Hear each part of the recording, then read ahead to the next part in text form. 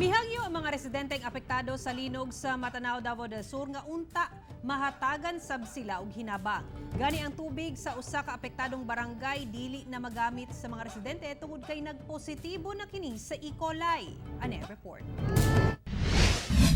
Sa 33 ka barangay sa Matanao, Davao del Sur, halos tanan ni ana apektado sa natabong linog. Partially damaged lang man ang ilang kabalayan, pero ang ilang panginabuhian ang naapektuhan.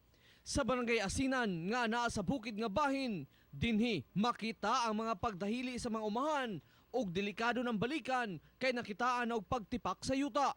Ang katulang nasa kuan sir, katong nasa fault line bitaw sir, katong natunong jud sila sa kuan sa sinkhole nga area. Mao lang man to ang i-relocate. Si Giliam Sumbuata, ginaog niyang iyang anak sa sitio Liki aron sa basketball court na lang una magtiner. Init kung adlaw, bugnaw kung gabi, naapay lamok. Pait jud sera. Marpan mi sa linog, madatulan mi sa linog. Dito sa bukid. Oo, natapos akong partner di man siya katutungas bukid kay kuan. Dere na lang mystery. Diri medyo pait gyapon. Pait. Basta luwas lang. Oh, basta maluwas na lang. Problema paghihapon nila ang pagkaon og tubig. Unsa ikulang gyapon diri? Pagkaon sir, kay di man sila makatrabaho kay kuan pa man, hadlok pa man sa linog, basta inyag malanslairan sila dito sa ilang trabahoan ba. Sa barangay Kibao, ang tubig daw kape ug suka na ang kolor kay nasagula na og lapok. Nagpositibo pa kini sa E. coli. Mura na siyag suka, mura na siyag kanang 3-in-1 na coffee.